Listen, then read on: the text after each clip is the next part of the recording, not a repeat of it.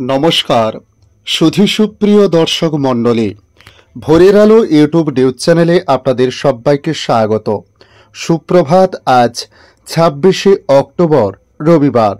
আপনারা দেখছেন ভোরের আলোয় আবহাওয়ার আপডেট।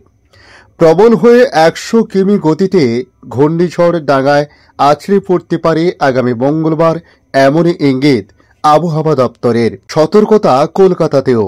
তবে বৃষ্টি কবে থেকে শুরু হতে চলেছে, কোন কোন জেলায় বৃষ্টি সবচেয়ে বেশি হতে পারে, আগামী দিনগুলির আবহাওয়ার পরিস্থিতি কেমন থাকতে পারে, বঙ্গে এই ঘূর্ণিঝড়ের প্রভাব কতটা পড়তে পারে, কি জানাচ্ছে আবহাওয়া দপ্তর, জানাবো সব আজকের এই ভিডিওর মাধ্যমে।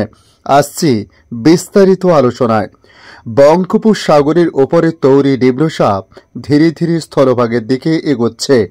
ক্রমে আরও শক্তি বৃদ্ধি করে আগামীকাল সোমবার পরিণত হতে পারে ঘূর্ণিঝড়ে। আগামী মঙ্গলবার প্রবল ঘূর্ণিঝড় হয়ে আছড়ে পড়তে পারে অন্ধ্রের উপকূলে। দক্ষিণবঙ্গের বেশ কয়েক জেলায় রয়েছে ভারী বৃষ্টির পূর্বাভাস। কলকাতাতেও রয়েছে ঝড় বৃষ্টির সতর্কতা। সপ্তাহের মাঝামাঝি সময়ে ঝড় বৃষ্টির সতর্কতা রয়েছে উত্তরবঙ্গের জেলাগুলিতেও। 2 জেলায় হতে পারে ভারী বৃষ্টি। এই মুহূর্তে আলিপুর আবহাওয়া দপ্তরের সর্বশেষ বুলেটিনে প্রকাশ করা হয়েছে, গতকাল ভোরে সুস্পষ্ট নিম্নচাপ অঞ্চল নিম্নচাপে পরিণত হয়। ক্রমে তার শক্তি বৃদ্ধি করেছে। বুলেটিন অনুসারে এই নিম্নচাপ এখন রয়েছে আন্দামান ও নিকোবর দ্বীপপুঞ্জের পোর্ট ব্লেয়ার থেকে 400 কিলোমিটার পশ্চিম দক্ষিণ পশ্চিমে, অন্ধ্রপ্রদেশের বিশাখাপত্তনম থেকে 900 কিলোমিটার দক্ষিণ পূর্বে, তামিলনাড়ুর চেন্নাই থেকে 930 কিলোমিটার পূর্ব দক্ষিণ পূর্বে, অন্ধ্রপ্রদেশের কাকানাড়িয়া থেকে 930 কিলোমিটার দক্ষিণ পূর্বে এবং ওড়িশার গোপালপুর থেকে 1000 কিলোমিটার দক্ষিণ পূর্ব দিকে রয়েছে নিম্নচাপটি। তবে আজ গভীর নিম্নচাপে পরিণত হতে পারে। আগামীকাল সোমবার দক্ষিণ পশ্চিম এবং মধ্য পশ্চিম বঙ্গোপসাগরের উপরে তা ঘূর্ণিঝড়ের পরিণত হতে পারে। মঙ্গলবার সকালে তা প্রবল ঘূর্ণিঝড়ে পরিণত হতে পারে। ওই রাতে অন্ধ্রপ্রদেশের মৎস্যপত্তনম এবং কলিঙ্গপত্তনমের মাঝে কাকিনাড়ার কাছে ওই ঘূর্ণিঝড় স্থলভাগে আছড়ে পড়তে পারে। তখন তার গতি থাকবে ঘন্টায় প্রায় 90 থেকে 100 কিলোমিটার।